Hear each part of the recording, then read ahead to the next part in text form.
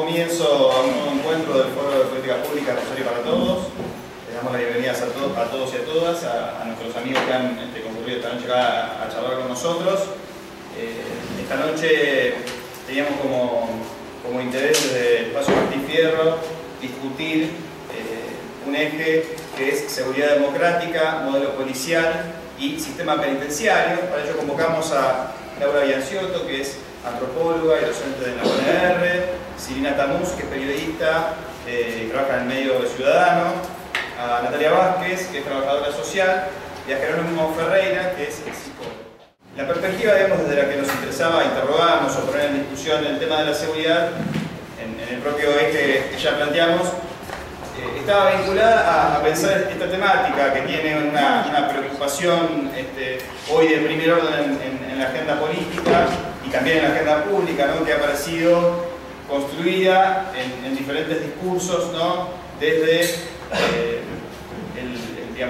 el discurso mediático, desde las movilizaciones públicas, de este reciente suceso que todos conocemos que se han producido y que esconde muchas veces la perspectiva de la seguridad que está restringida, ¿no? a un tipo de lectura de la conflictividad social, de la realidad social, que me parece, no me interesa poner en discusión, limita la posibilidad de discutir lo que es la construcción de lo que nosotros pensamos una seguridad democrática, ¿no? Que no se restringe únicamente a el control policial del delito, sino que se debe pensar desde una perspectiva más amplia, ¿no? Desde la perspectiva de la construcción de un Estado democrático donde las cuestiones de orden social y orden público no se restringen a una temática puntual, ¿no? O a un conflicto puntual, sino que se abordan en una mirada compleja desde una perspectiva social, cultural, económica, ¿no? Y no referida solamente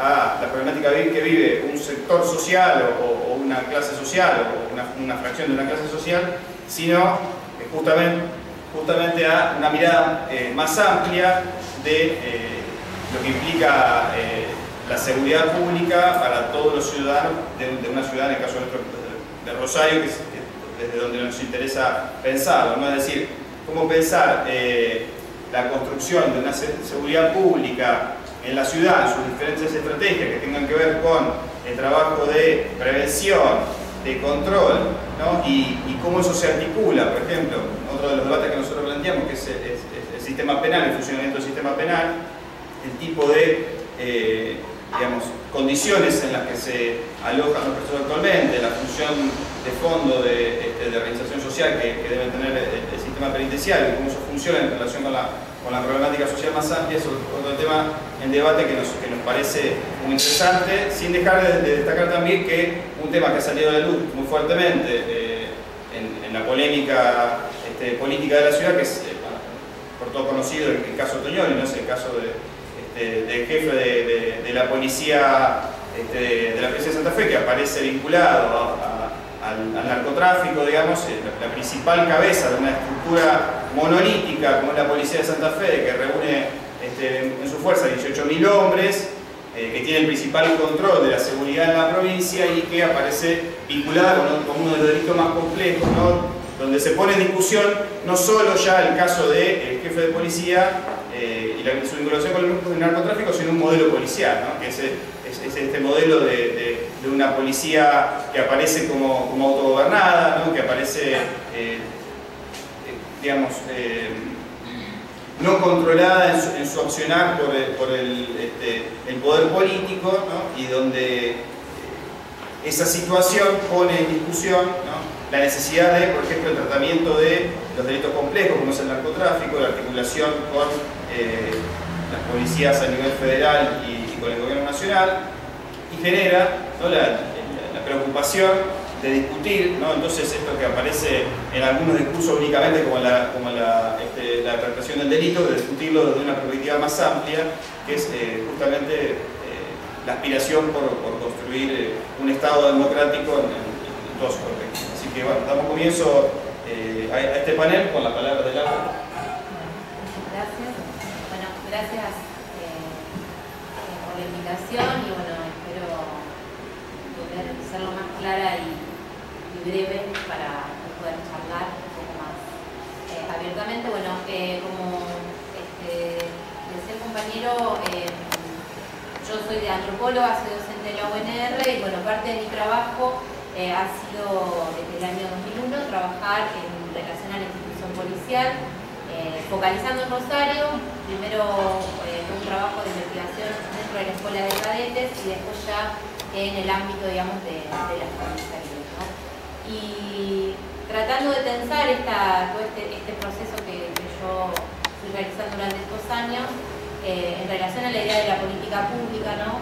Mucho de la política pública en seguridad ha sido, digamos, atravesado por los famosos procesos de reforma, ¿no? Que no ha sido un aspecto solo de la policía santafesina, sino que me animo a decir, digamos, de América Latina en general, digamos, la discusión desde la recuperación democrática ha sido un tópico para pensar justamente la adecuación de las fuerzas de seguridad a los contextos democráticos, ¿no? Por eso brevemente me gustaría historizar algunos de los últimos años en este sentido, de cuáles han sido los intentos de reforma en el caso de la Policía de Santa Fe y después, digamos, animarme un poco a esbozar una respuesta en función de cuáles han sido las fallas o por qué, digamos, mucho de todos estos proyectos, de todas estas transformaciones que en el plano de la perspectiva, en el plano de la política se planean y después nunca llegan, digamos, a concretarse, ¿no? Y en ese sentido un poco la investigación antropológica ahí me parece que bueno, que tenía algo interesante para decir, pero bueno, como bien les decía, desde fines de los 80 la recuperación democrática plantea, ¿no?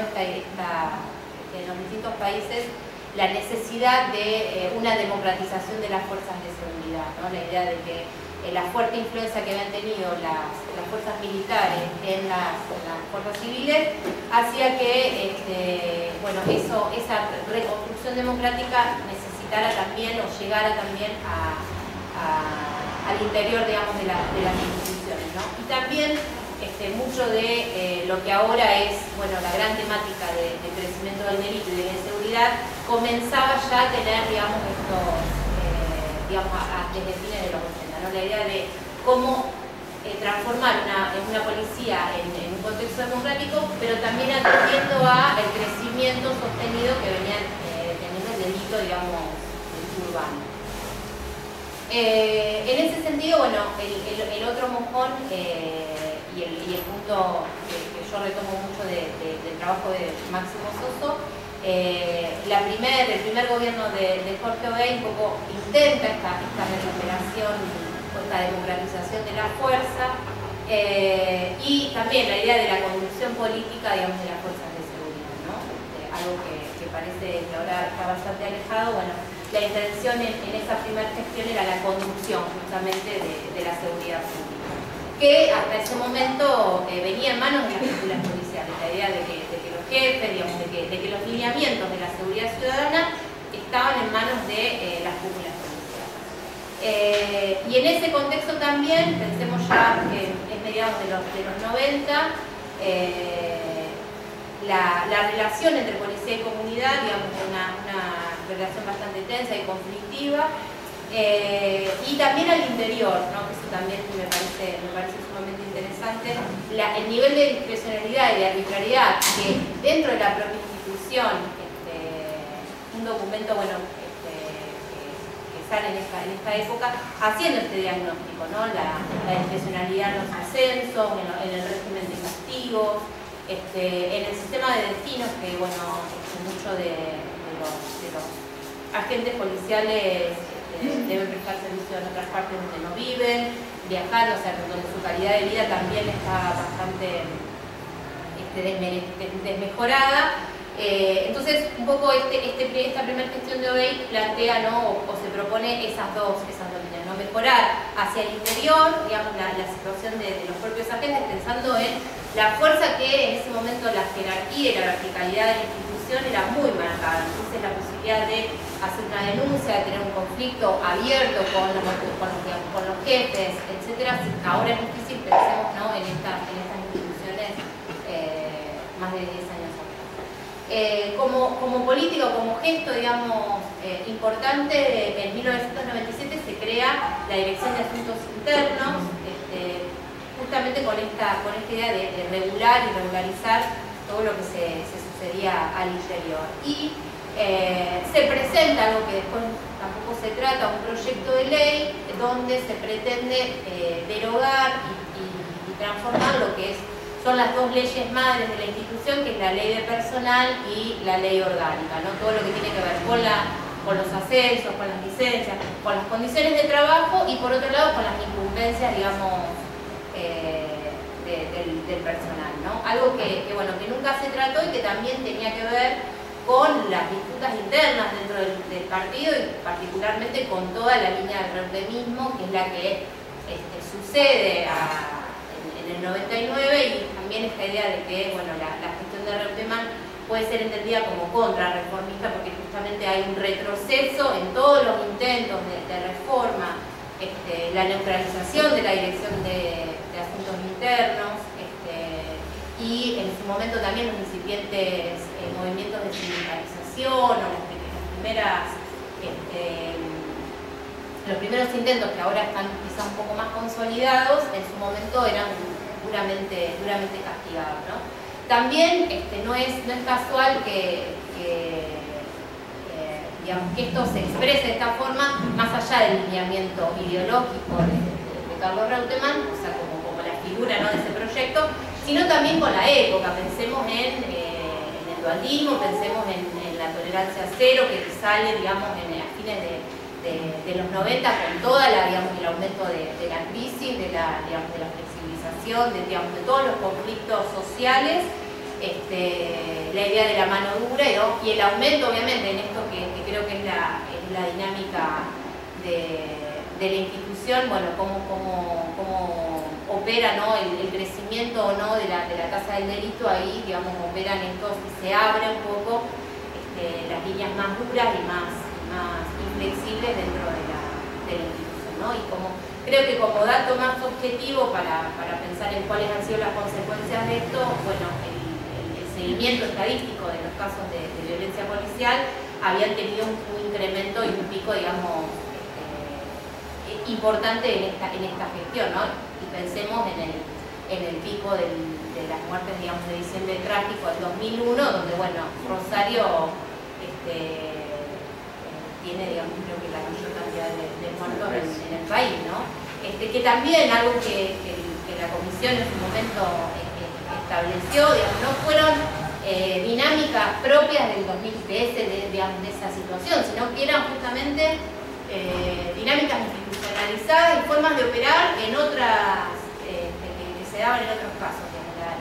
La policía de alguna forma operaba de la misma forma, aunque quizás desde un lugar más visible y todas las consecuencias, ¿no?, de ese año. Ya en 2003 se inaugura el segundo momento de Jorge Obey, y ahí él retoma un poco los lineamientos de su primer gestión, o sea, un poco tratando de desandar el camino de Carlos Reutemann, y nuevamente es nombrado Roberto Rosúa como lo que era en su momento el ministro de gobierno, ¿no?, este ministerio madre, que al frente, ¿no?, de las negociaciones y de los lineamientos políticos de la institución, y el nombramiento de la primer jefe de policía mujer, que fue Leila Perazo, una policía retirada, que justamente también provenía de esta Dirección de Asuntos Internos, ¿no? Entonces también ese gesto político de traer nuevos aires a la institución, ¿no?, o de pretender al menos esa transformación. Y en ese sentido, en ese periodo se sancionan dos leyes bastante importantes en cuanto a lo que pensemos, ¿no?, venimos desde fines de los 80 y recién en el 2004 se da una transformación normativa, entre 2004 y 2006, se sanciona una nueva ley de educación policial en la que bueno, se crea el Instituto de Seguridad Pública, donde la idea es plantear una profesionalización, una formación más acorde a los nuevos lineamientos que se pretenden para la institución. Y particularmente la sanción de la ley de personal, que dicho así parece un dato menor, pero el punto más importante es justamente la unificación de los grados, ¿no? La institución policial que se divide en el grado de oficiales y de suboficiales. Eso al interior de la institución dinamiza, bueno, todas las jerarquías y las carreras policiales se organizan en relación a ser oficial o ser suboficial, ¿no? Entonces, la idea de esta ley era justamente unificar e igualar las condiciones de ingreso, ¿no? a la institución. Algo que obviamente, bueno, la lectura de la ley hace que sea una ley interesantísima, porque también prima, digamos, el criterio de la idoneidad más que de la antigüedad, la idea de que hay concursos, de que hay jurados, o sea, de que se pretenden de alguna forma destrabar o desarticular todos los mecanismos que tienen que ver con lo corporativo, ¿no? Con la cuestión de las jerarquías, de la verticalidad, de las decisiones más jerárquicas, para justamente profesionalizar y tener condiciones más abiertas, más transparentes para ascender a la carrera, ¿no? Algo que obviamente, bueno, en el 2007 ya asume Wiener a través con el Frente Amplio Progresista, y es un poco el encargado de implementar esta ley, ¿no? Y también, digamos, no solo la ley de personal, sino que también todas las transformaciones del sistema penal, digamos, la implementación del Código Procesal Penal y toda la instancia de la oralidad, de la pesquisa, la figura del fiscal, bueno, una serie de cuestiones que van muy de la mano con estas transformaciones, que obviamente todavía siguen bastante incipientes, al punto de que, bueno, hay lo que yo denomino ciertas zonas grises, porque el tiempo que se sanciona una ley y la que se implementa a veces se extiende en demasía y se han generado hasta retracciones normativas, ¿no? Porque bueno, ha habido la necesidad de promover a jefes policiales, y al no haber ley, entonces no había posibilidad de generar los ascensos, entonces eso generaba un malestar muy importante al interior de la institución. Lo que, bueno, tuvieron que salir con algún decreto como para subsanar. Entonces, bueno, muchos de estos proyectos quedan a caballo, ¿no? Y sumado a esta implementación, también el propio proyecto impulsa toda la reforma del Estado, ¿no? Y entre lo que me toca a mí, la creación de este Ministerio de Seguridad, que también es la idea de la creación de un ministerio con ese nombre, tiene que ver justamente con la fuerza que ha tenido, digamos, la problemática que ha venido incrementándose y, bueno, que impacta, ¿no? en el proyecto o en la agenda política. Entonces se producen, bueno, serios desdoblamientos de este Ministerio de Gobierno en varios ministerios, ¿no? Y ahí también la idea de un primer ministro con un lineamiento más académico, con una formación proveniente de otro lugar, de otro palo, como también tratando, ¿no? esta intencionalidad que siempre, bueno, que pudimos notar en el gobierno de Wiener, de diferenciarse lo más posible de las cuestiones del partido justicialista, ¿no? La idea de la especialización, de la profesionalización, del equipamiento. Con este gobierno se implementa el 911 con muchas falencias, muchas críticas, etcétera, pero bueno, la idea de centralizar y agilizar la tarea, ¿no?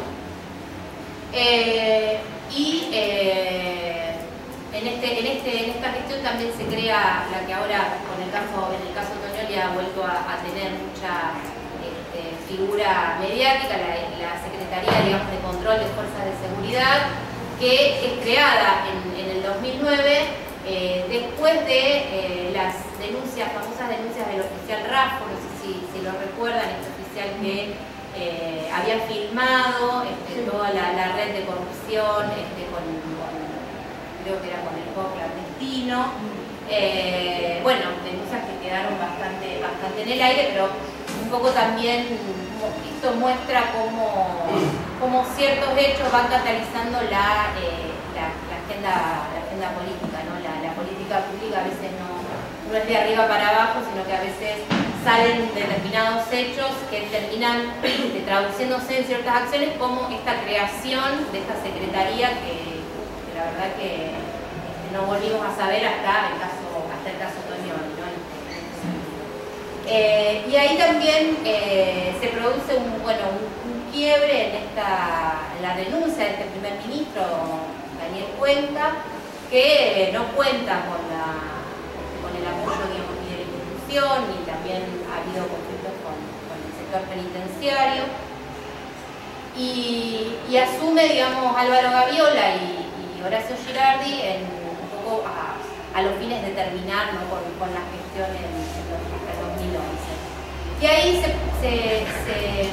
se publica, o yo por lo menos en mi trabajo accedí, digamos, a este plan de acción que sale desde la Secretaría, y que en esto me voy a detener un poquito porque hace, digamos, a por qué también a veces los procesos de reforma caen en saco roto, como a veces decimos, ¿no? Porque un poco la idea de este plan de acción, que ya tiene ese nombre así bastante prospectivo, pretende, ¿no?, este mejoramiento de la capacidad del servicio policial, la idea de que la seguridad es un servicio, que hay una prestación de servicios de seguridad que la brindaría la policía, ¿no? Y en este sentido el plan impulsa algunos protocolos o maneras de actuación que deberían orientar la tarea de los agentes, ¿no? Y entonces dice, a fin de estandarizar las pautas de actuación. Entonces yo rastreaba protocolos, por ejemplo, para cómo cuidar el móvil, o cómo tomar la denuncia, o cómo hacer la preservación del hecho. De alguna forma, como ciertas recetas que pretendían ser implementadas, y de esa forma, esta idea casi como que de la idea al acto no hay mediación. Entonces la forma es orientar con estos protocolos un uso adecuado o una tarea adecuada. Entonces esta idea casi gerencial de la seguridad, ¿no? Que creo que ese es si uno tiene acceso, y en mi caso esta idea de trabajar puertas adentro con los agentes, ha ido, digamos, como en la dirección contraria a la propia institución. Entonces, primero, entender que esta idea de que es un servicio casi como que se gerenciara el alumbrado público, la salud, o sea, como desconocer las particularidades que tiene una institución como la policial, o en el caso también de la penitenciaria, entender que son las mismas lógicas de la administración pública, es realmente ir a contramano de lo que es la dinámica propia de la institución. Y ahí creo que, por eso me parece que, bueno, el trabajo de investigación y de otras investigaciones de colegas antropólogos permitió ver eso en ese sentido, que muchas de las falencias tienen que ver con que los planes y las políticas, obviamente que tienen que ver con la direccionalidad política, pero desconocen en muchos de los casos cuál es la dinámica concreta de las instituciones, ¿no? Y en ese sentido me parece que la idea, yo lo menciono en este sentido, la idea de dar voz a los propios agentes, en el sentido de conocer qué es lo que pasa concretamente, que no tiene que ver con una justificación, y con, digamos, que la comprensión y que el entendimiento tiene que ver con conocer concretamente cómo se está planteando a la institución, para que justamente las políticas puedan ir ajustándose en relación a eso, ¿no? a estas nociones. Y creo que este desconocimiento justamente atenta contra el fracaso, ¿no?, de esta reformación, no solamente en el caso de la reforma de la Policía Santafesina.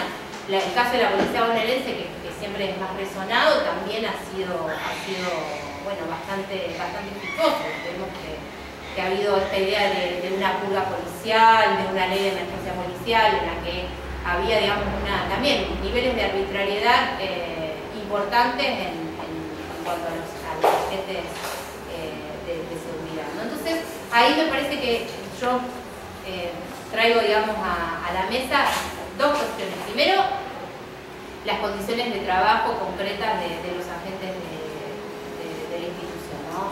Tanto de infraestructura, de capacitación, de retribución, los sistemas que veníamos diciendo de ascenso, los cursos de capacitación, lo hablamos con la compañera recién, la idea de que debe pagar su propio uniforme, si tiene, digamos, algún accidente con el patrullero lo tiene que pagar de su propio sueldo, o cualquier, digamos, nivel, digamos, de algo que está en otro trabajador o en otro funcionario de la administración pública, eso no sucede. Bueno, es bastante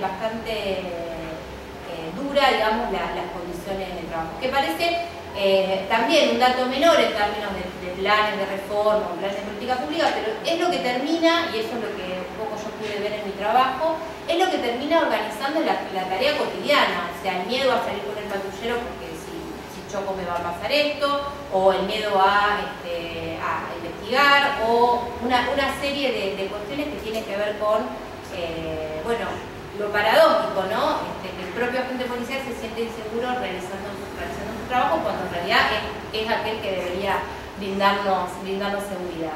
Y por otro lado, esta idea de que hay una percepción, una autopercepción de la tarea en términos de incertidumbre y de peligro y de riesgo, donde la idea de que todos los días se presenta algo nuevo, algo distinto, de que no hay posibilidad, digamos, de previsión, de organización. O sea, lo hablo en términos de autopercepción porque en realidad es esa la idea que institucionalmente a veces se expresa, ¿no? Y eso es lo que resulta, digamos, muy significativo en términos de pretender imponer o pretender inculcar a agentes protocolos y maneras, digamos, estandarizadas de actuación cuando se autoperciben como algo que es un constante rehacer, cuando la idea es que no hay dos hechos iguales, de que hay una multiplicidad de tareas que la gente cumple, donde no se sabe qué es lo que puede pasar. Entonces, para cerrar, me quedo, digamos, un poco con la intención o con la idea de un antropólogo brasilero que trabaja muy cercanamente, digamos, a las instituciones, que dice, bueno, antes de poder inculcar nuevos saberes, inculcar nuevos valores a estas instituciones que están desde ya muy viciadas y son muy críticas, primero de construir esos saberes y esos valores, ¿no? Lo que ya están fuertemente arraigados, ¿no? Esa idea de que hay una incertidumbre, que hay un riesgo, de que hay un peligro, y después pretender, ¿no? una transformación. Y eso creo que no se logra en la medida en que estos agentes queden, digamos, justamente no haya contacto, no haya vínculo, digamos, y que no haya una circulación de la palabra también, ¿no? Y no me refiero solamente a los jefes ni a las cúpulas, sino a los oficiales o agentes, digamos, más raros, que son aquellos que están en la calle, están en la comisaría, que cumplen sus tareas a veces en condiciones que ninguno de nosotros nos gustaría cumplir, y la verdad es que, excepción de la comisaría segunda, el resto de las comisarías son bastante indeseables, pero lo menciono en este sentido, de que también aquello que sucede en la institución es parte, digamos, de la sociedad, es parte de nuestra. Entonces también es una reflexión que nos merecemos como sociedad, ¿no? La posibilidad de la transformación no es la transformación de algo que está fuera de nosotros, sino que es también la transformación de nosotros como humanos. Nada más.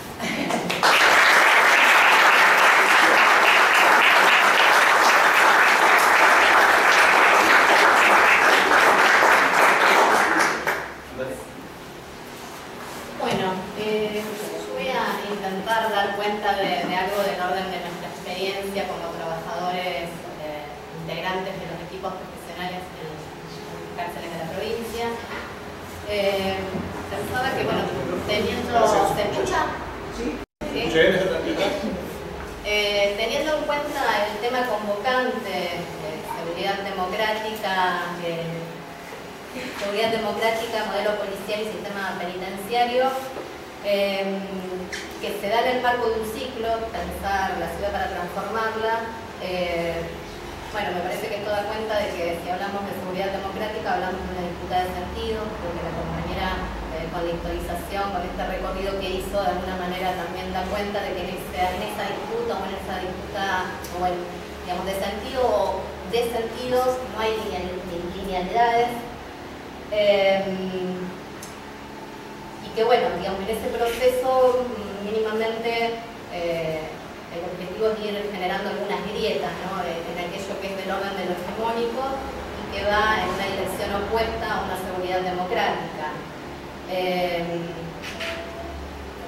En aquello del orden de lo hegemónico creo que podemos ubicar un concepto y un modelo de cárcel,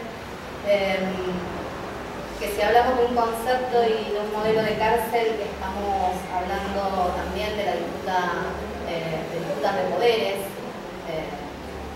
disputas de proyectos donde se juegan intereses políticos, económicos.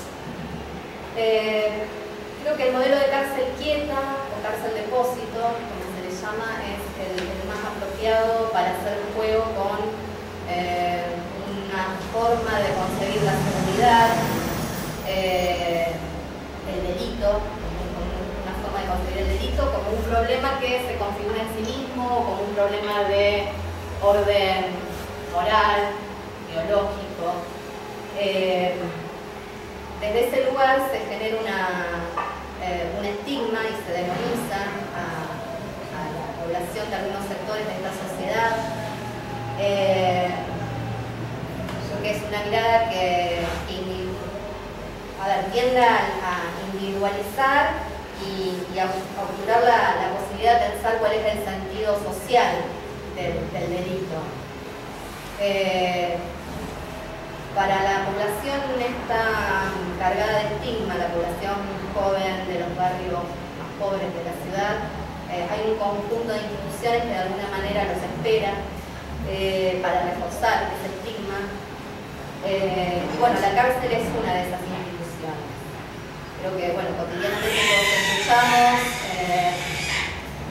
la prevalencia del pedido de que haya un aumento de penas, es decir, que haya una cárcel y que lo posible sea para siempre, ¿no? Esto de que se pudran en la cárcel.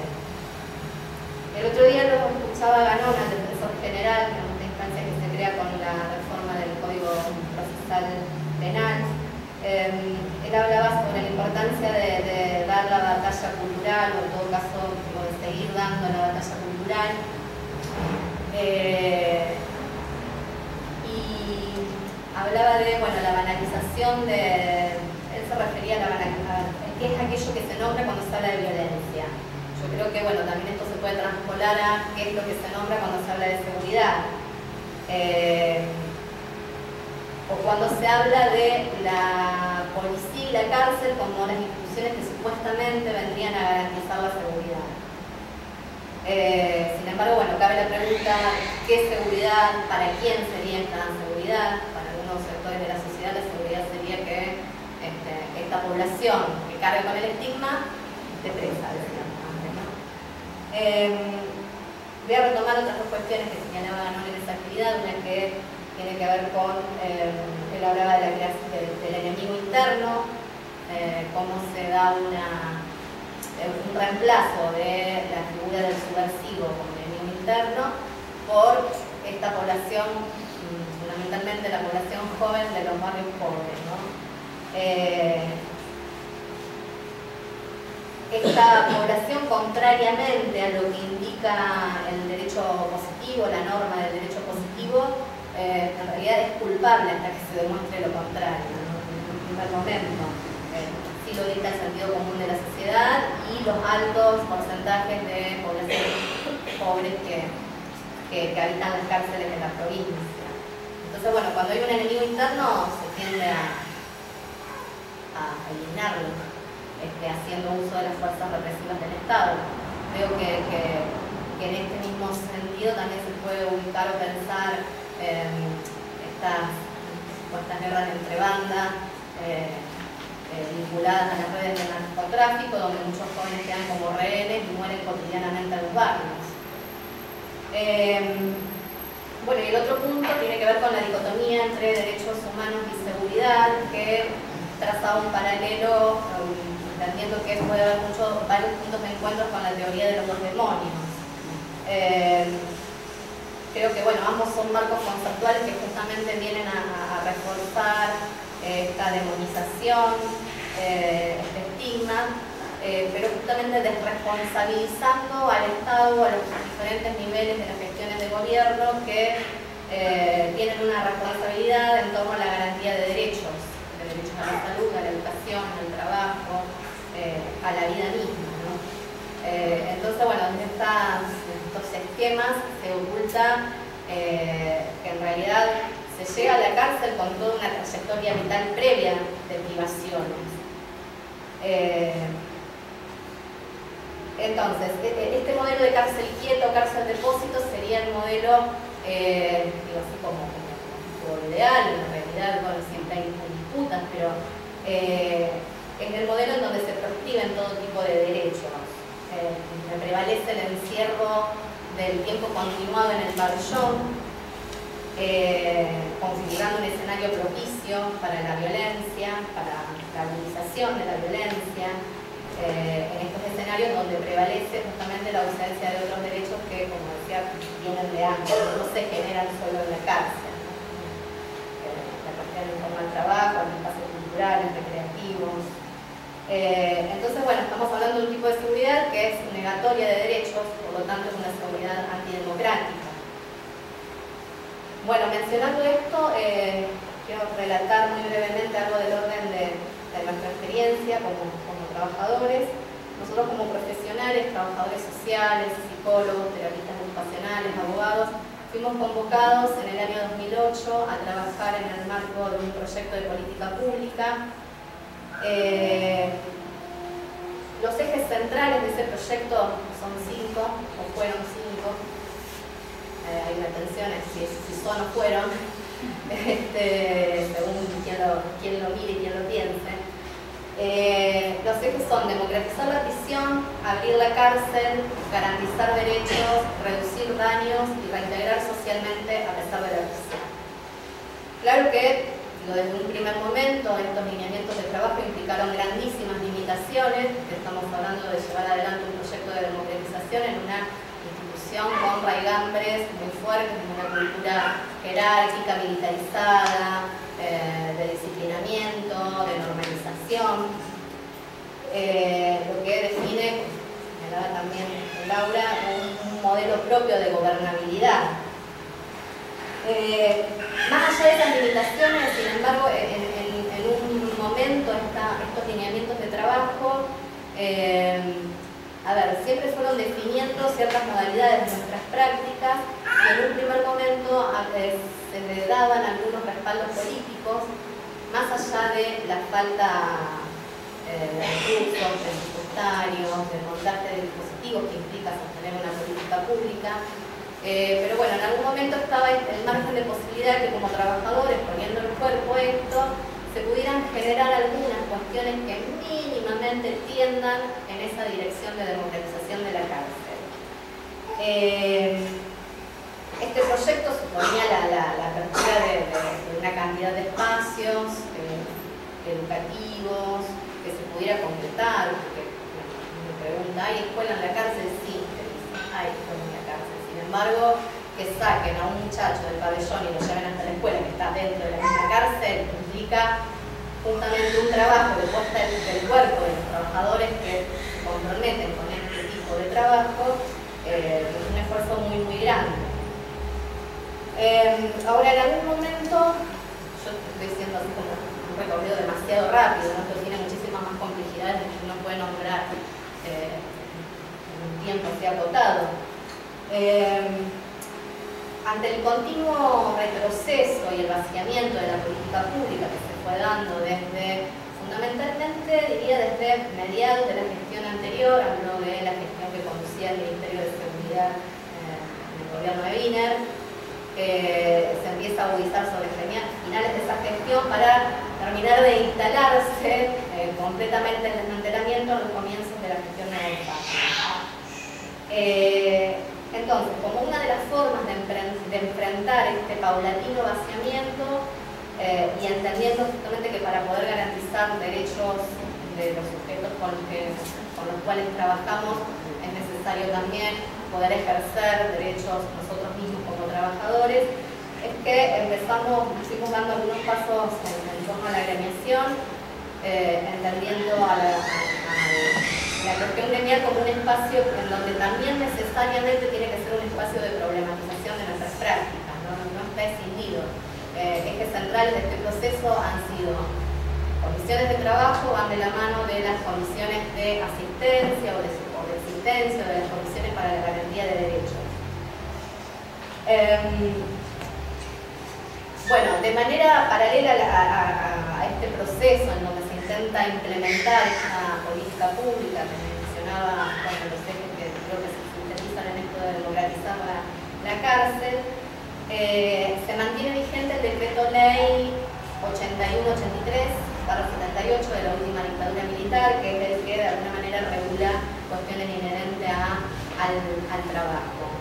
Se mantiene vigente este decreto ley con todas las reglamentaciones que de ese decreto se desprenden. Este decreto establece un marco legal que es indudablemente inconstitucional, pero que no deja de ser un marco legal, que crea la figura del Estado penitenciario. El Estado penitenciario sería un Estado paralelo al Estado de Derecho. Y desde este Estado penitenciario se proscriben no solo los derechos que todos tenemos como trabajadores, sino otros derechos de ciudadanía también. Como por ejemplo, la posibilidad de participar en un partido político, la posibilidad de la elección también.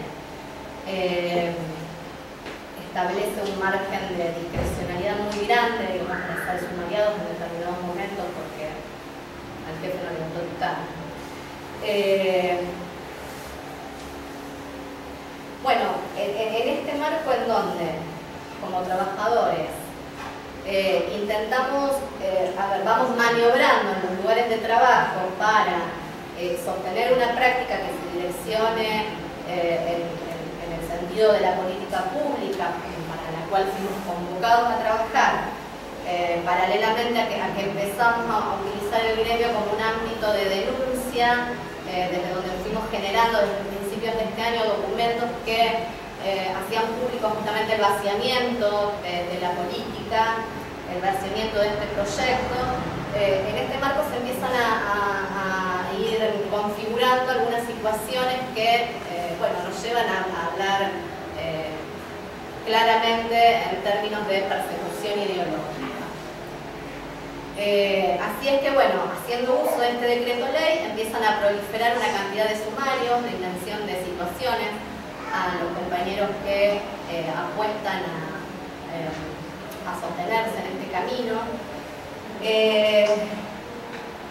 Entendemos que es claramente algo que apuesta a disciplinar, a terminar de desmontar lo que se había podido ir generando, que es una forma también de individualizar para atacar a ese colectivo que veníamos conformando.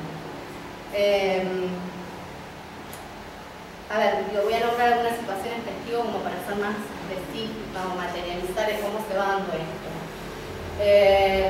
Situaciones de dos compañeras sumariadas, ¿no? Una de ellas en algún momento se expresa en una instancia de mesa de diálogo. La mesa de diálogo es una instancia que se da en la cárcel en donde participan actores de gestión política, organismos de derechos humanos, cada vez menos porque no hace tiempo de avisarles, no llegan, te avisan un día después.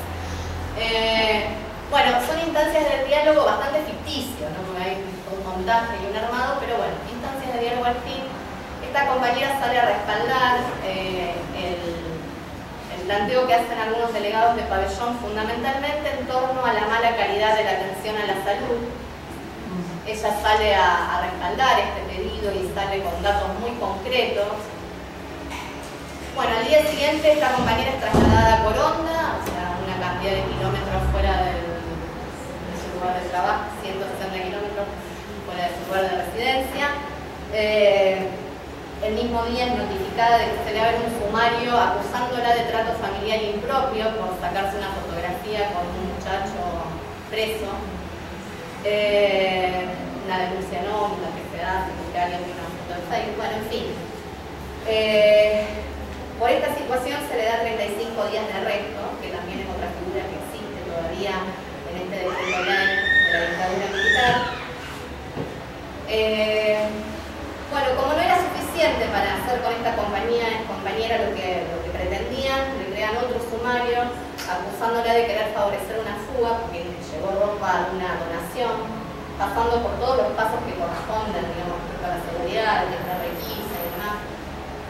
Digamos, esto lo menciono porque nosotros estamos justamente en un proceso de organización y recibiendo fuertes ataques. De esta compañera actualmente se pide la cesantía, ya está en el despacho del gobernador para ser firmada.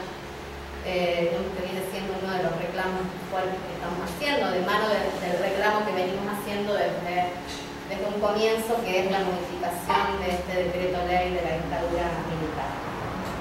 En el caso de la otra compañera, la situación es que ella es entrevistada en el espacio de radio de la Unidad 11 de Piñero, se pronuncia también en torno al desmantelamiento de la política pública. Unos días después, en el espacio de radio de la Unidad 3, donde ella también es referente, reciben la visita del periodista Carlos del Frade, quien después de su visita habla en su programa, enuncia cantidades de situaciones que son planteadas por las mujeres de la Unidad 5, la cárcel de mujeres, en relación a maltratos y vulneración de derechos. Bueno, a los pocos días en ese mismo espacio de radio se le inventa una situación en donde ella supuestamente le pasaría un cigarrillo de marihuana a una de estas mujeres que asisten en el taller. Algunos de nosotros accedimos hace pocos días atrás a escuchar el audio de Del Frade, y la verdad que bueno, cerraba aún más, digamos, escuchando lo que denuncia, por qué es desde la Unidad 5 que se le inventa esta situación a esta compañía. Bueno, nosotros, digamos, insistimos en que se hace muy difícil poder sostenerse en un proyecto que tiende a garantizar los derechos de los sujetos que están en el encierro carcelario cuando estamos expuestos a estos mecanismos, digamos, de ambiente y de fragilidad. Bueno, habiendo hecho estas menciones, cierro diciendo que a ver, en nuestro proceso nosotros, que creo que es un proceso de disputa de sentido, nosotros como trabajadores nunca dejamos de mencionar que por más que se intente democratizar la cárcel, que estos no sean, que estos no son esfuerzos para nada desdeñables, siempre implican algunas mejoras en las condiciones de detención, pero la cárcel siempre va a ser una institución que viene a producir daño, que viene a reforzar un estigma, y que bueno, insisto, digamos, no por eso es desdeñable generar múltiples proyectos que tiendan en esta dirección. Bueno, ese es un poco el camino en el que, con muchísimas dificultades, algunos compañeros siguen sosteniendo en su lugar de trabajo, y bueno, otros desde otros lugares intentamos seguir apoyando este proceso de organización colectiva, de debate entre distintos sujetos que sigan poniendo en evidencia este desmantelamiento, ¿no? que sea público, porque en realidad la cárcel no es un tema que interese demasiado, ¿no? Y que se hable de la política pública en el marco del servicio penitenciario. En su momento fue algo bastante innovador, que bueno, actualmente queda en una situación de desmantelamiento. Bueno,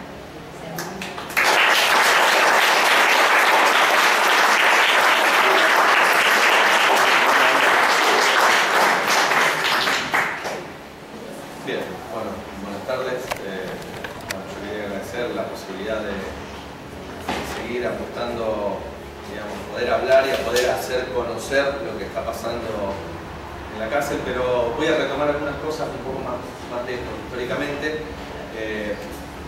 sobre todo en consonancia con lo que decía Laura, digamos, estas idas y vueltas, estas aperturas y cierres dentro de las instituciones. Yo me voy a referir específicamente al servicio penitenciario. Yo no fui convocado como mis compañeras con ese documento básico. Digamos, cuando yo entré a la cárcel era difícil hablar dentro de la cárcel y era difícil hablar fuera de la cárcel. Nuestras profesiones, yo soy psicólogo, trabajadores sociales, dentro de las cárceles estábamos convocados a otro tipo de prácticas. De hecho, el lugar donde nosotros trabajábamos se llamaba Grupo Tratamiento y Clasificación. Históricamente, dentro de la cárcel, y esto para empezar a introducir la parte de seguridad, hubo una separación grande entre dos grupos.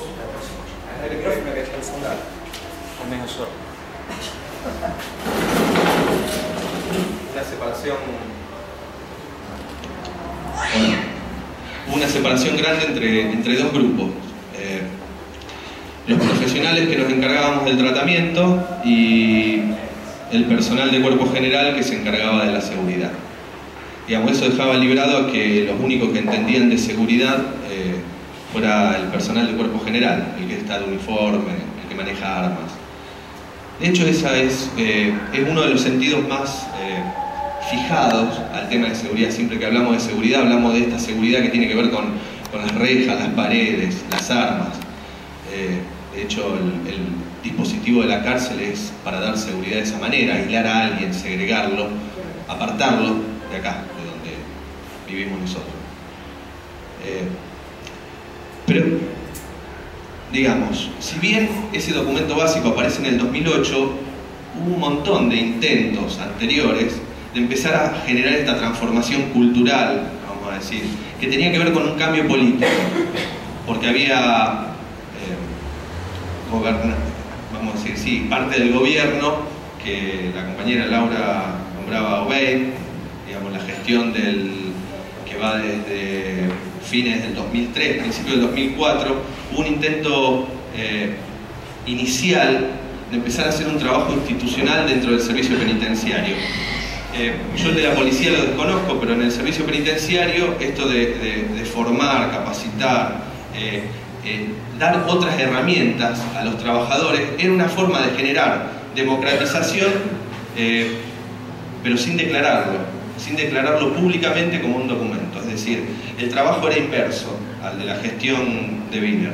No era desde un lineamiento hacia abajo, sino que era trabajar en la base para empezar a generar escritura, para empezar a generar prácticas, para escribir posteriormente de esas prácticas. Bueno, dentro de los equipos de tratamiento empezamos a discutir justamente si ese iba a ser nuestro nombre, si nosotros lo que hacíamos era tratamiento. Entonces empezamos a reformular una práctica instalada en la cárcel de que quien va allí va a resocializarse, va a aprender a vivir en sociedad, como si no supiera vivir en sociedad. Por eso el trabajo más grande que hicimos fue los psicólogos poder despegarnos del modelo clínico, criminológico, de pensar al preso, al tipo que cometió un delito como si fuera un enfermo social. Y yo creo que hubo pequeñas instancias de construcción que fueron aportando sentidos a esto que apareció después como documento básico. Sobre todo porque hubo mucha gente de la última gestión de Obeid, que participó del gobierno de Wiener. Digamos, el secretario de Asuntos Penitenciarios, Corti, era asesor de un director general del anterior, entre el 2006 y el 2007. Entonces esto fue llevando a que muchas de nuestras prácticas empezaran a tener un amarre dentro de esta política pública, y esto es lo que nos convencía a ser ejecutores de una política pública de la cual participábamos. Porque tenía un eje central. Vos hablaste mucho de democratización, pero yo preferiría hablar, ya que estamos hablando de seguridad y de ciudadanía, o de seguridad democrática, esto de la construcción de la idea de ciudadano, de semejante, la posibilidad de construir con el otro, en espacios colectivos, nunca esto no se da en solitario, la idea de semejante, de que uno tiene el mismo lugar y tiene los mismos derechos que los otros. Me parece que justamente esto es lo que viene a discutir la lógica de la cárcel. La lógica de la cárcel es que no somos iguales, que somos diferentes, que si estoy de un lado de la reja tengo un valor y si estoy del otro no tengo valor. De cierta manera esto vino a discutir el poder, vamos a decir, de parte de la organización. Y creo que cuando las compañeras que entraron en el 2009 fueron convocadas con este modelo, ellas venían compartiendo una idea planteada por una gestión, pero sin haber peleado de alguna forma con esos otros compañeros, sin haber estado dentro del sistema, sin haber conocido cómo meterse en las grietas del poder instalado, y eso las hacía mucho más vulnerables. Yo, cuando hablo de vulnerabilidad, acá no quiero decir que los viejos éramos más fuertes, sino que teníamos otros anticuerpos para poder enfrentarnos a la institución. Como también teníamos otras cegueras, necesitábamos de los compañeros nuevos que nos pudiesen indicar cosas que tal vez nosotros estábamos naturalizando. En la cuestión de seguridad versus tratamiento, bueno, a partir del 2008 esto se resquebraja y se cae. Entendimos muy bien que dentro de la cárcel no hacíamos tratamiento, pero siempre se mantuvo asociada la idea de seguridad, a la idea de encierro, a la idea de quietud, a la idea de, digamos, dentro del servicio penitenciario esto le llaman seguridad estática, a todo lo que tiene que ver con lo edilicio, con poder detener a alguien, con poder controlarlo. Sin embargo, hay un componente que siempre se olvida, que es el de la seguridad dinámica, ese que tiene que ver con el establecimiento de lazos, con eso que necesitamos o que se genera dentro de un colectivo. Es decir, uno se puede sentir más seguro si sabe que el otro es un compañero, es un semejante, es alguien con quien puede compartir. Y eso es más o menos el tipo de trabajo que hacemos nosotros en la cárcel y que a mí me parece mucho más interesante poder transmitirles.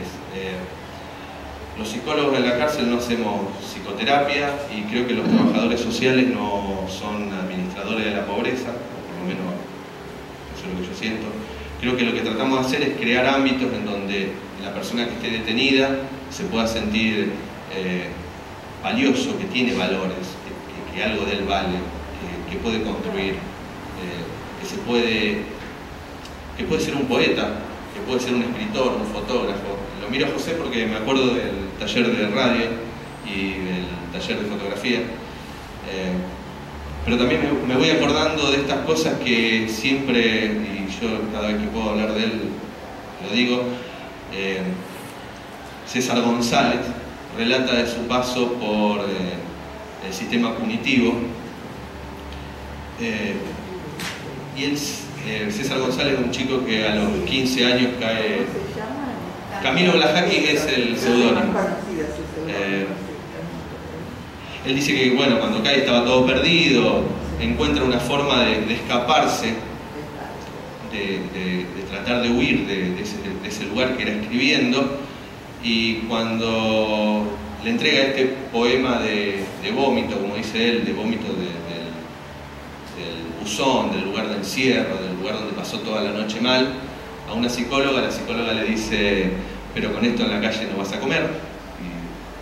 Y dice que esa trompada fue peor que la de los penitenciarios, que los penitenciarios le pegaban, pero que eso a él no le dolía, y esto sí le dolía. Y él hace un contraste entre esta psicóloga y un profesor de magia, que hizo magia porque le regaló, creo que le regaló Operación Masacre. Y si no le regaló Operación Masacre, alguno de Rodolfo Walsh seguro. ¿Quién mató a Rosendo? ¿Quién mató a Rosendo? Ahí saca Blajaki. Entonces esto va operando en este sujeto. ¿De qué manera? Le va haciendo sentir valioso y le va permitiendo apropiarse, que es lo mismo que él hizo en la sociedad. Él se apropia de algo que tiene otro, alguien que se lo cede, en este caso se lo cede voluntariamente, y se va construyendo nuevamente como ciudadano.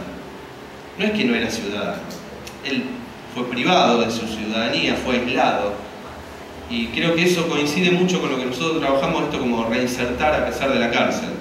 Cuando tomamos el concepto que nos prestan los criminólogos, creo que es Barata,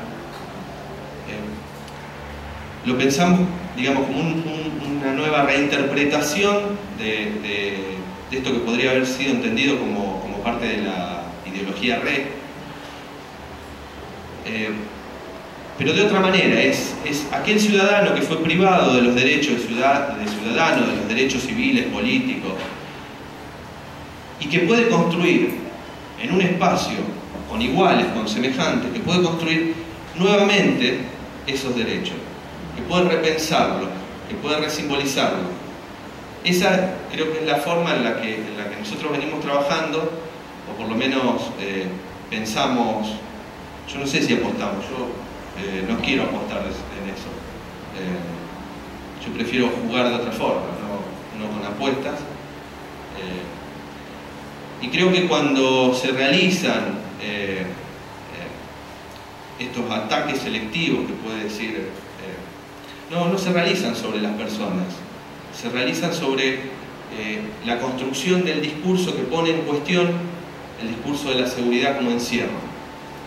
No nos atacan a nosotros, me parece que atacan a la construcción discursiva. Justamente me parece que la posibilidad de construir democracia y ciudadanía tiene que ver con poder armar discursos, discutir discursivamente, porque esas son las luchas de poder. Poder discutirle al discurso hegemónico de que la seguridad no está asociada al encierro. Y esto está en relación con una anécdota de 2006, cuando, posterior a que se va a Rosúa, yo vuelvo a trabajar a Coronda y me encuentro con que el equipo donde yo trabajaba estaba organizado de otra manera. Entonces entrábamos a trabajar al penal y había compañeras, había 2 psicólogos, una trabajadora social, que pedían candados, alguna reja, porque no se sentían seguras. Y a mí se me ocurrió decirle que la seguridad tenía que ver con una cuestión psicológica, y esto me costó risas y discusiones. Pero yo lo que trataba de transmitirle era que mi práctica era lo que a mí me daba seguridad. Poder hacer una práctica responsable, poder transmitir al otro algo del deseo de mi práctica, poder valorar el deseo del otro. Me hacía sentir seguro porque el otro sabía con quién estaba y sabía que el que tenía enfrente era un semejante. Cuando trabajaba con chicos en Coronda y estaba en un aula de una escuela haciendo alguna actividad grupal, algunos médicos, esto asociado a lo que decía Natalia, de cuando una compañera discute que la asistencia de salud no se lleva adecuadamente dentro de la cárcel de Piñero, unos médicos en Coronda me decían que yo en ese lugar estaba regalado en el sentido de que estaba solo, rodeado de gente peligrosa, habrán creído. Y yo le decía que el que hubiese estado regalado en ese lugar eran ellos, por el tipo de práctica que llevaban adelante con los presos.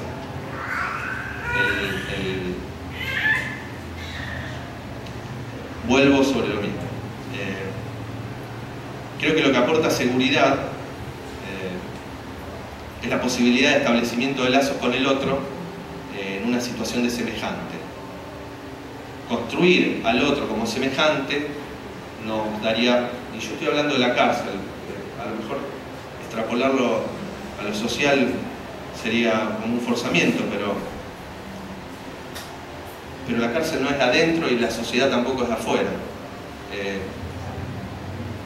Yo creo que hay como una especie de posibilidad conducción, de banda de Moebius entre la cárcel y la sociedad, y que muchas de las cosas que pasan adentro uno las encuentra afuera, y muchas de las cosas que suceden afuera repercuten adentro. Por eso mismo, esto que nosotros declaramos como el avance del retroceso en cuanto a la política pública en materia penitenciaria, me parece que va a traer repercusiones a nivel social,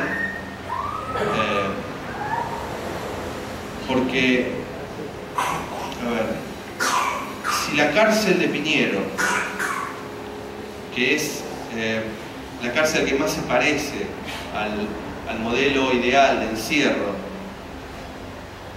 puede extenderse a las cárceles de la provincia de Santa Fe, y cada una de las cárceles de la provincia de Santa Fe se convierte en una cárcel depósito, que es un campo de concentración, eso es una cárcel depósito, un campo de concentración, esto va a volver a la sociedad, porque los que trabajamos ahí, por lo menos los que trabajamos, sabemos que la pena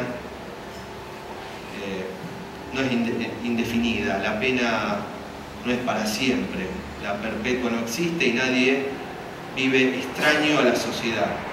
Tarde o temprano, esos ciudadanos, cuando recuperen sus derechos ciudadanos, vuelven y de alguna forma nos dicen qué es lo que le pasó a ellos. ¿Qué le pasó a ellos en el cuerpo? Y nos lo pueden decir, a ver, como nos lo dice Camilo Blajakis, o nos lo pueden decir a través de otros métodos violentos. Entonces, de cierta manera, lo que yo quiero proponer es, respecto de seguridad, es que si seguimos sosteniendo que la seguridad tiene que ver con lo estático, con esto que no se mueve, con esto que encierra, con esto que separa, que segrega, la cárcel no deja de ser un campo de concentración. Y sabemos lo que producen los campos de concentración. Los campos de concentración producen muerte. Es la maquinaria capitalista de producción sistemática de muerte. En la cárcel, el Estado deja que se produzcan muertes. Una pregunta de una residente es: ¿qué pasa cuando el Estado es el que delinque? ¿Quién interviene ahí? ¿Quién interviene para decir que el Estado comete delitos? El Estado mismo. Nosotros, cuando intentamos como trabajadores organizarnos y de cierta manera enunciar, son enunciados que ponen en evidencia, por eso es interesante que nos presten estos espacios y nos acompañen para poner en evidencia que estas políticas públicas en retroceso están llegando al neoliberalismo de los 90, es decir, a la flexibilización laboral, al desempleo. Y de alguna manera, cuando intentamos buscar interlocutores, no encontramos interlocutores dentro del Estado. Esas otras agencias del Estado que estarían preparadas para hacer visible esto, no lo hacen visible, miran para otro lado. Entonces, bueno, justamente ahí es donde yo querría cerrar y poner, digamos, vos habías hablado de vientos de cambio y a mí me quedó esto de los vientos de cambio. Me parece que los vientos están soplando de otro lado. Esta gestión no encuentra forma de gobernar estos lugares difíciles como las cárceles y la policía, y deja que estos lugares se autogobiernen, y cuando estos lugares se autogobiernan, gobiernan con los únicos, con las únicas herramientas que tienen, y la cárcel se gobierna con herramientas de la dictadura, se gobierna con una ley que es un decreto del año 78, se gobierna con prácticas, con viejas prácticas, como diría el actual secretario de Asuntos Penitenciarios. De hecho lo dice públicamente, que tenemos que volver a las viejas prácticas, elemento significativo dentro de su discurso, sobre todo para lo que transmite al resto de los compañeros que tenemos, que son de cuerpo general. Una institución que se gobierna principalmente respecto del personal, pero no, al revés, principalmente respecto de los internos, que son los más vulnerables, pero también respecto del personal, con tres mecanismos: traslado, sanción y apriete. Traslado, sanción y apriete. Son las tres cosas que hacen. Trasladan, es decir, te llevan lejos de tu familia. Te sancionan, quiere decir que te alejan de la posibilidad de recuperación de la libertad. Y te aprietan en el sentido de que te sacan cosas, o bueno, en el personal el apriete tiene que ver con ponerte en una situación de vulnerabilidad individual que te atomiza, que no te permite juntarte con otros. Entonces, la seguridad que plantea esta gestión del gobierno, una seguridad en el sentido estático, pero a la vez de una seguridad que siempre ve en el otro un enemigo. Entonces es muy difícil construir con el otro como enemigo mecanismos democráticos.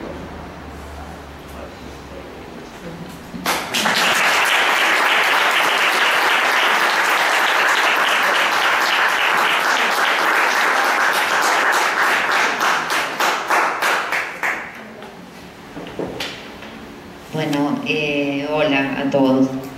Yo voy a hablar de cómo, de alguna manera, la noticia policial tiene un lugar en los medios, qué lugar tiene hoy en los medios, un poco del delito en Rosario y del tema de la seguridad en Rosario. Hace algunos años no era que no hubiesen o que no existieran hechos policiales, sino que los medios no los tomaban. El lugar del policial era un lugar relegado a la parte trasera del diario, ocupaba algún espacio en los noticieros y en revistas o en canales especializados. O sea, Crónica hablaba del delito, de cualquier tipo de delito. Después eso fue ganando cada vez más la tapa del diario. Los noticieros, por cuestiones políticas, era una manera muy sencilla de pegar con el tema de la inseguridad. La inseguridad generaba un golpe al gobierno muy importante y fue ganando espacios en los noticieros, más allá de que está comprobado. Hay una escritora, una famosa periodista de Crónica, que se llama Marta Ferro, que una vez le preguntaron si ella le hubiese gustado trabajar en Clarín, una mujer que tiene una voz así muy atabacada. Dice, no, a mí no, dice, a mí, dice, todo el mundo sabe que los políticos, que no tiene plata, que los políticos roban, la gente lo único que entiende es el policial. Y eso que te puede pasar a vos en cualquier momento, siendo quien seas, algo que no distingue de alguna manera clase o raza, porque es la tragedia que te llega en el momento inesperado, por lo tanto genera ese impacto y esa conmoción, nos genera a todos. Entonces ese discurso, si ustedes analizan a partir de la pelea Clarín-Gobierno, el tema policial va ganando un espacio grande. Y a tal punto hay una manipulación con eso, que no quiere decir que no hay inseguridad y todo eso, son cosas diferentes, sino yo lo que me refiero es al espacio que toman los medios. Que hay programas que se nutren de horas y horas de ir a filmar con la policía. El tema de Policías en Acción, no sé si alguna vez que lo vieron, tomaban a pibitos que salían recién salidos de la facultad, que eran los encargados de tomar esas filmaciones. Hubo varios de esos chicos que terminaron internados en psiquiátricos, porque ellos los exponían a esos chicos a filmar horas y horas de corrupción policial y de desastre policial. De todo eso que filmaban, pasaban una pequeña parte, el resto lo tenían para extorsionar a la policía. O sea, el rol de los medios hoy es este. Y ahora encontraron una nueva manera, que es esto de pasar lo que transmiten las cámaras de seguridad. En Tigre, donde hay cámara de seguridad, está en el baño de cualquier espacio, no hay más inseguridad. ¿Por qué? Porque esas cámaras llenan horas y horas de programa que tienen muy buena audiencia y salen 0 pesos, a cambio de que Tigre sea de golpe el lugar más seguro del planeta Tierra. Bueno, esas cosas que uno las ve y que pasan, tienen que ver con este cambio que se dio en los últimos años y que condiciona en lo que es la sensación, que no tiene que ver con lo que a mí me vaya a pasar, sino con el hecho de que yo tenga miedo. A mí me puede robar cualquiera, en la puerta, me puede matar algo. Lo terrible es tener miedo de que me pase, que son situaciones distintas. Y en función de eso, si uno analiza el delito en Rosario, yo recuerdo cuando yo no soy especialista de seguridad, les aclaro, porque con todo este lío de Toñol y todo eso, crecieron, regaron y llovieron especialistas en seguridad. Yo solo hice policiales, soy periodista, nada más. Si uno compara los datos, por ejemplo, yo empecé a hacer policiales en el año 96-97 en el diario La Capital. Recuerdo muy claro que la cifra de homicidios anual en la ciudad de Rosario era alrededor de 50. Yo los cubría, iba a tribunales, los seguía, me acuerdo de memoria los casos, porque eran 50 por año. Había algunos en robo, pero una baja proporción en robo, y la mayoría eran ajustes de cuenta. Rosario ostentaba ser la ciudad que menos homicidios tenía por cantidad de habitantes hace menos de 15 años. Eso fue cambiando, se fue modificando. Se fue modificando, el delito empezó a crecer, creció en toda Latinoamérica, si queremos mostrarlo, y en el 2001, 2002 hace una explosión que llega a 120 homicidios. Todo esto se va después baja el delito, baja bastante, se acomoda en 100, 90, que sigue siendo una cifra muy baja en relación a la tasa de población. Hay muy baja la cantidad en ocasión de robo, nos llegan a un 20% de esos 100, o sea, hay 10 o 20, sí, aproximadamente unos 10, 15 homicidios en ocasión de robo, y eso cambia. Ahora, ¿qué es lo que cambia? Cuando uno dice, ¿qué es lo que cambió en la sociedad para que de golpe pasemos a 174 homicidios? Que fue con lo que se cerró el año pasado y todo hace pensar que este año crece. Por un lado cuando hablamos de Rosario hay que separar lo que es el delito común del delito complejo, porque no tienen absolutamente nada que ver.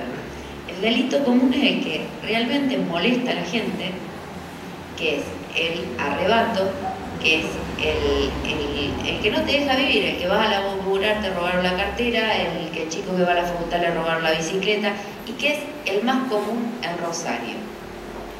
Si uno analiza, cuando uno le dicen, ay, cualquier pibito drogado fue y me robó la cartera, mentira. El arrebato es un delito que necesita cierta especificidad. O sea, yo si salgo a arrebatar me cago de hambre porque me caigo de la moto, quiero manotear algo, no puedo, no lo puede hacer cualquiera. Es alguien que sabe hacerlo, es alguien que se dedica a cometer arrebatos en una moto. Si uno hila fino y pregunta cuántos arrebatadores hay gente que le cuenta cuántos arrebatadores hay. No son pibes pobres en general los que salen a arrebatar y deben ser cerca de 100. Si estamos hablando de un delito específico, de una moto, de pibes que tienen un mismo modus operandi, ¿hay alguna manera de entender que nunca hayan agarrado uno? No. Es japonés. O sea, el arrebato no me ocupo de eso. Un ejemplo claro, y que después tiene que ver con esto de yo no controlo las fuerzas de seguridad, es el tema de la Siberia. La Siberia es un lugar donde van estudiantes, pibes que a veces si no se van en bicicleta no pueden estudiar. Es la democratización, digamos, del acceso a una carrera. Son 2 cuadras las que tienen que controlar. Uno le pregunta a los pibes que le roban a la Siberia y siempre es en el mismo lugar, la misma gente y desde el mismo lado. No se mueven 2 cuadras. No se puede controlar eso tampoco. Digo, son puntos para que analicemos. Sumamos los escruches en departamento y demás, de la zona liberada y demás. Pero el delito que molesta, el delito molesto, que no jode para vivir, sí se puede prevenir. sí se puede combatir y nadie lo hace. Eso por un lado. Por el otro lado, tenemos el delito complejo, que sí es, digamos, la inauguración de una cantidad de violencia mucho mayor, que se ve mucho en los ajustes de cuentas, donde mueven pibes y demás, que tiene que ver con el narcotráfico. El narcotráfico no es que lo descubrimos ahora, hubo siempre. Ahora es mucho más fácil conseguir precursores químicos para fabricar, se aprende a fabricar droga y es muy fácil, aparentemente, conseguir tener una cocina de droga o vender o tener en un búnker, pagar protección y vivir. Hoy es fácil. Eso cuando uno analiza al tipo pobre, que en Tablada hay 40 kioscos, lo sabe todo el mundo. Ahora, el pibe de Tablada que vende, no es un narcotraficante, es un pibe que vende porro o vende falopa. Si nosotros vamos a ver qué es el narcotráfico, hay otras estructuras que no se atacan, que tiene que ver con una cuestión más compleja y es con la llegada de la clase media al delito. Y eso son tipos que no tienen antecedentes. Todo el mundo se cree que es la droga. La banda de Luis Medina, la banda de los monos, la banda de... Sí, los monos por ahí tienen inteligencia para una venganza, tienen su cantidad de muertos, se vengan entre ellos, pero no son tipos que invierten en torres. No tienen esa guita, no tienen ese poder, no tienen esa inteligencia. Ahora por ahí han empezado a invertir en otras cosas, pero no son los tipos que manejan la droga y que realmente invierten y tienen estudios de abogados que los asesoran y tienen tipos que le lavan la plata y todo eso. Ahora, ¿quiénes son? No tengo idea, porque son tipos que no nos vamos a topar nunca por la calle y que encima, nos guste o no, gozan del aplauso de la clase media. ¿Por qué? Porque hay gente que tiene plata y el único valor en general que está bien visto es el hecho de tener plata a cualquier precio. Eso lo ves en la clase media. Y por el otro lado, uno hace unos años iba y decía, bueno, el problema de la inseguridad se soluciona con que la gente esté incluida en el sistema. Hoy, si decimos eso, es mentira. Porque hoy hay una narcocultura que está proliferando, que tiene que ver con el tener, que tiene que ver con hacer plata fácil y tiene que ver con el escaso valor de la vida, que se opone a otra cultura que llega tarde, mal, nunca, con mala educación, con pibes que no tienen derecho, con maltrato, con toda una historia. Entonces vos, cuando nacés, cuando estás en el exceso y la posibilidad de hacer otra cosa, y que el triunfador en tu barrio es el tipo que tiene todas esas cosas a las que vos podés acceder si te metés en el narcotráfico. Llamámosle al narcotráfico esto que decíamos antes, el kiosquito donde no son las grandes cocinas. Pero uno habla con maestras de la escuela más humilde y cuenta cómo los pibes juegan con la tiza como si fuera cocaína, cómo te hacen dibujitos con los narcos contentos con todas las armas para arriba, y cómo las pibitas hoy no sueñan con ser botineras, sino con ser narqueras, que es engancharse con el narco, como ocurre en Colombia. No podemos hablar ni comparar con Colombia, no tiene absolutamente nada que ver, pero sí hay un llamado de atención con esta cuestión cultural, que me parece que hay un emergente, con una clase media que se enriquece también gracias a este tipo de delitos. Lo de Mario Roberto Segovia, el rey de la efedrina, que uno de los grandes pecados que cometió es dejar el barrio Plata, donde era un semidios, para irse a Fisherton a vivir, donde iba a ser toda la vida un gordo grasa que se ponía el pullover sin la camisa abajo, que todo el mundo lo discriminaba feo. Bueno, Segovia, cuando uno lee realmente la causa Segovia, es una causa donde lo que hay es una serie de sociedades inventadas que son laboratorios de donde se compraba efedrina. No era ilegal comprar efedrina en ese momento. Eran todos laboratorios truchados desde donde se lograba tener efedrina para fabricar metanfetamina, pero en el fondo no fue un tipo que necesitó un arma o una destreza para armar una logística para robarse un banco. Es un tipo que necesitó el asesoramiento de unos cuantos abogados para armar una cantidad de sociedades y lograr hacer eso.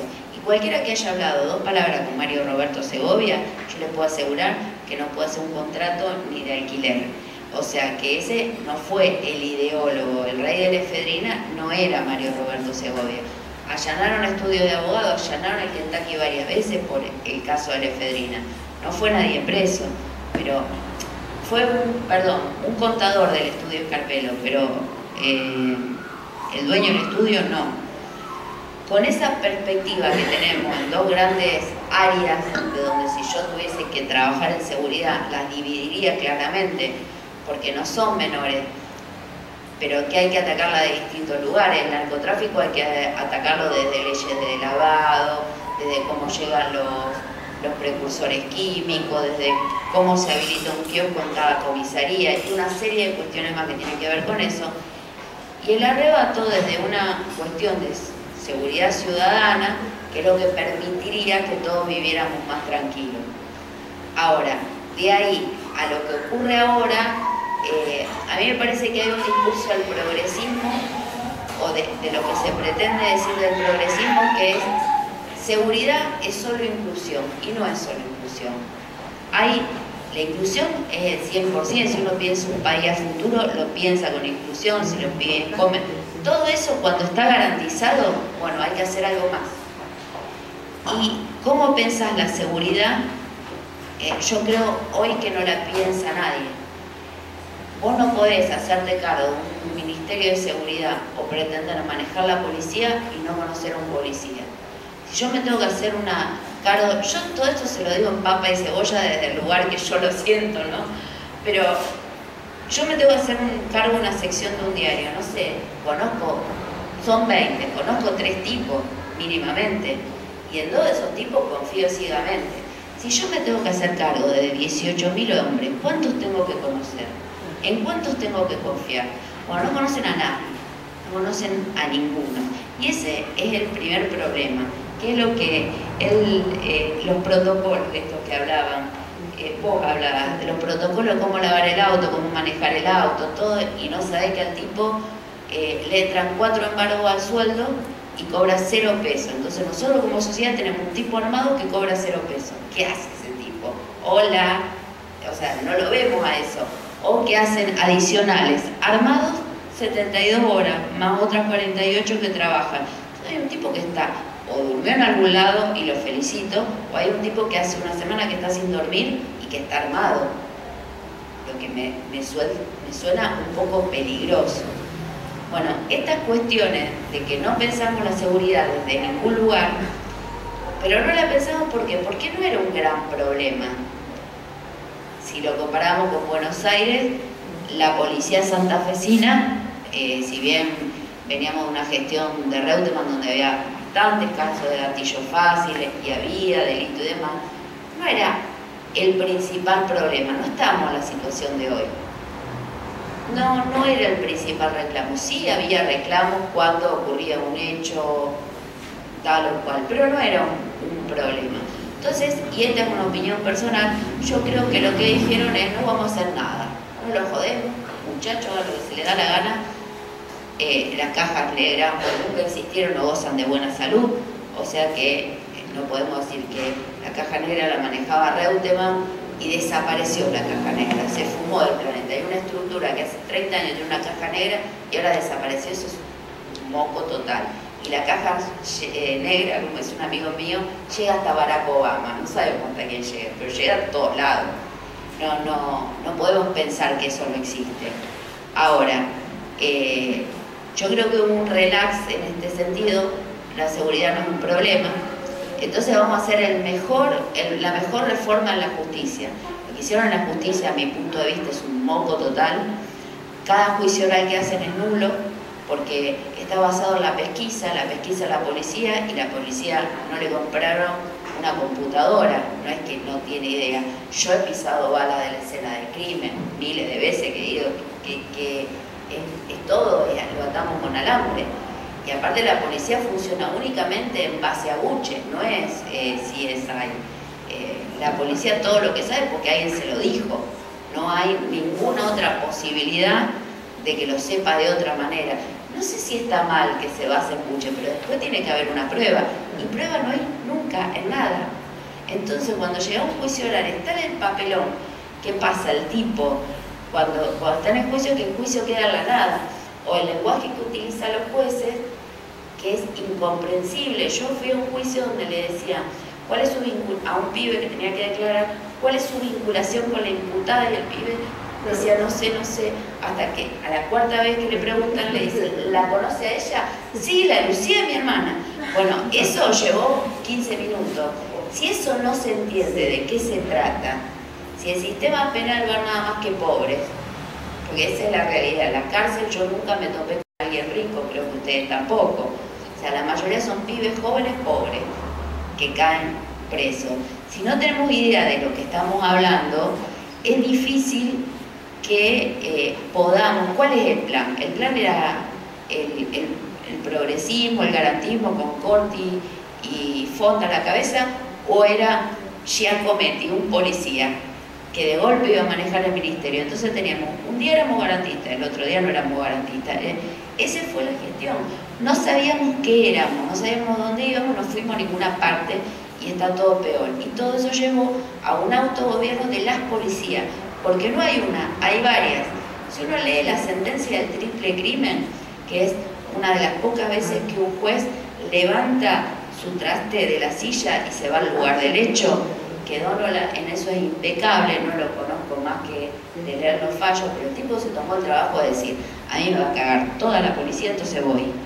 Y el tipo ahí dice, venía una policía, lo relevaba, arreglaban con un cana, venía otro, obedecen a 5 jefes distintos. Esto es un desquicio, no lo digo yo, lo dice un juez.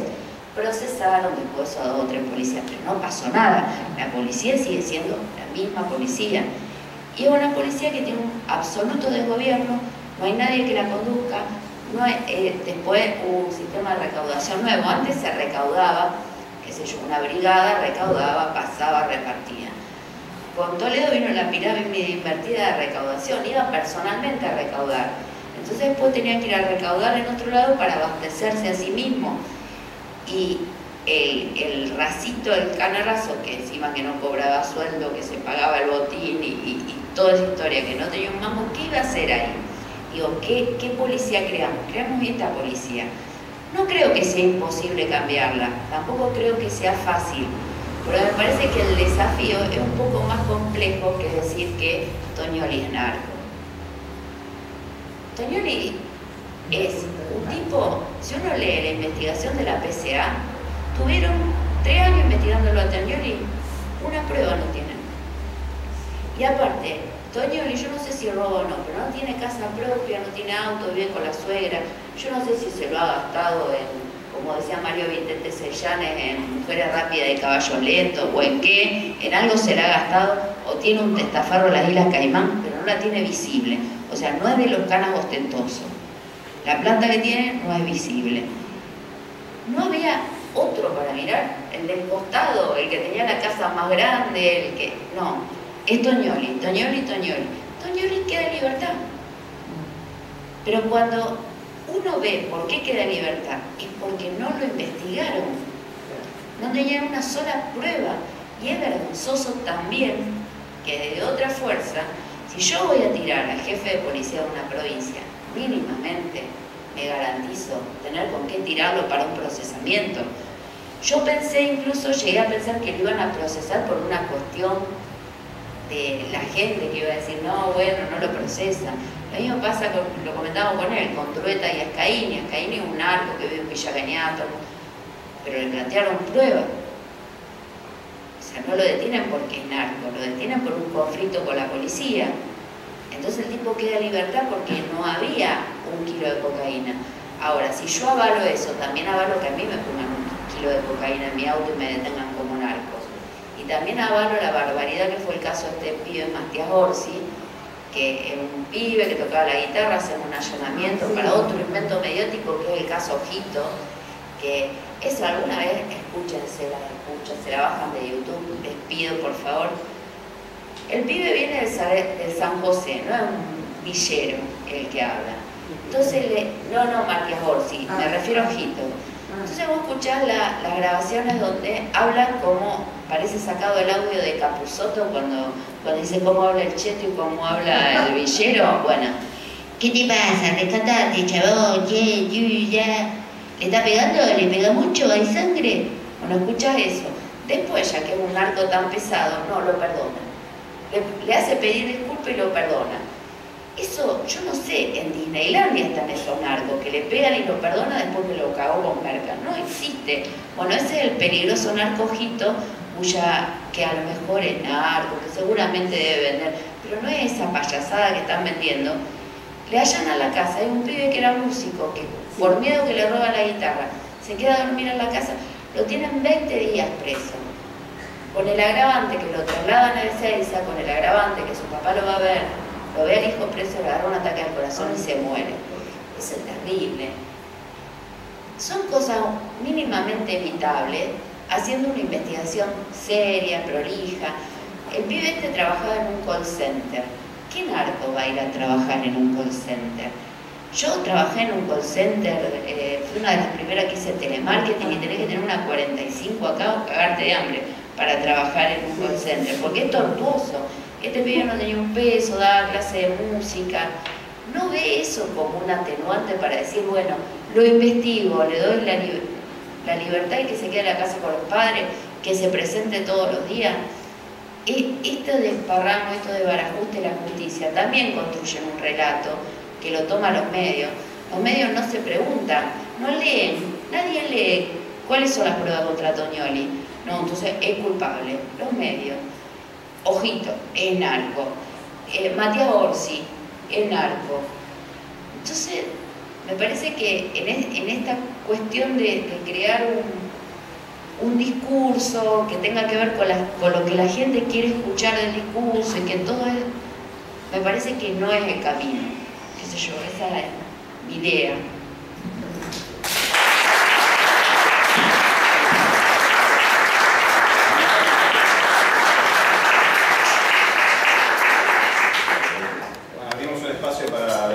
Comentarios, preguntas, opiniones.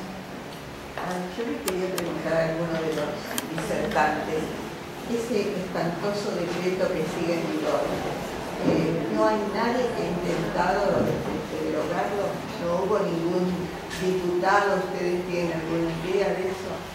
Sí, en realidad, a ver, hubo en la gestión, con la gestión anterior, de cuando Leandro Corti era secretario de Asuntos Penitenciarios y Mariano Ruffaini el director general, hubo un intento de reforma, pero bastante mal planteado. De alguna manera, como señalaba Jerónimo, el intento que se hizo fue de arriba hacia abajo, sin escuchar a las bases, por lo tanto, eso generó un acuartelamiento por parte del personal penitenciario, porque se instalaron muchos falsos ejes en torno a la reforma. Se instaló que la reforma iba a implicar necesariamente la pérdida del derecho jubilatorio, a los 25 años de servicio. Entonces, en ese momento se generó un acuartelamiento. Ahora, lo que hizo la gestión fue retroceder de manera excesiva en ese momento, ¿no? O sea, no se volvió a hablar más de esa reforma. Ahora, cuando nosotros empezamos el proceso de agremiación y empezamos a denunciar públicamente el desmantelamiento de la política pública y este decreto ley, el actual secretario de Asuntos Penitenciarios, Pablo Cococcioni, empieza a generar las instancias de mesa de diálogo del personal, que insisto que eso también son instancias bastante ficticias. Fue muy llamativo que en una de las primeras mesas de diálogo, que no recuerdo si fue en Coronda o en la unidad 3, bueno, en la primera mesa de diálogo, él dice que de ninguna manera se va a reformar este decreto ley. En la segunda mesa digo, bueno, hay como todo un proceso, digamos. En esta lucha que vamos llevando adelante, en la segunda mesa de diálogo dice, bueno, quizás tal vez en la tercera dice, bueno, lo vamos a reformar, pero lo van a reformar generando una comisión en donde son seleccionados por el mismo Pablo Cococcioni, diciendo que van a hacer una modernización conservadora de la norma. Entonces, en paralelo, nosotros en este recorrido sí estamos intentando generar desde otras instancias la discusión y la elaboración de un proyecto de ley, porque bueno, sabemos que no va a ser Pablo Cocochioni el que dictamine la ley, sino la legislatura, por lo tanto se está trabajando en ese sentido, bueno, pero también con las limitaciones que implica tener que atajar los golpes que venimos recibiendo. En la legislatura también se presentó un proyecto de reforma de 3 artículos de esa ley, que son los 3 artículos, digamos, que lanzarían la posibilidad de que nos agremiemos, constituyamos, digamos, derechos laborales que tenemos proscriptos dentro de ese ámbito laboral, y algún otro más que está por ahí asociado que tenga que ver con las licencias, pero ese proyecto de ley es de Eduardo Tognoli, digamos, está presentado como proyecto de ley, pero sin embargo a nivel nacional hay un proyecto de ley que presentó fuertemente el FAP, que lleva adelante Victoria Donda, De Llenaro, un montón de gente del FAP, pero sin embargo es un proyecto de Macaluce que perdió el Estado parlamentario y lo retoma. Y ese proyecto es interesante porque es de la reforma de la ley orgánica, la misma que nosotros decimos que es de la dictadura, pero del Servicio Penitenciario Federal. Es un proyecto muy de avanzada porque hasta digamos, al personal de cuerpo general lo desinviste del título de fuerza de seguridad, toma otros nombres que es interesante poder pensar qué otro sentido puede tomar el trabajador carcelario, y deja expreso que el trabajador de, no me acuerdo cómo le dice ahí, pero no habla de seguridad, sino de... no me acuerdo. Bueno, pero... no me acuerdo. Deja expreso que tiene todos los derechos laborales, por todas las leyes laborales, reconocimiento de la OIT para poder asociarse, sindicalizarse, poder armar un sindicato, salvo el derecho a huelga. Por ser una institución con las características que tiene, el derecho a huelga queda, digamos, relegado. Y a mí me parece interesante poder pensar que hay otras formas de reclamo mucho más creativas que el derecho a huelga. Si bien para la historia del movimiento de trabajadores es un derecho muy importante, pero este es un caso especial. Bueno, justamente nosotros en un momento lo que tratamos de hacer es, a través de ATE, el contacto con Victoria Donda, digamos, para invitarla a venir a hablar de eso acá a Rosario y aprovechar la plataforma para poder decir, bueno, a nivel provincial, ¿qué pasa? En ningún momento, digamos, fue receptado justamente pero cuando le contamos de que se trataba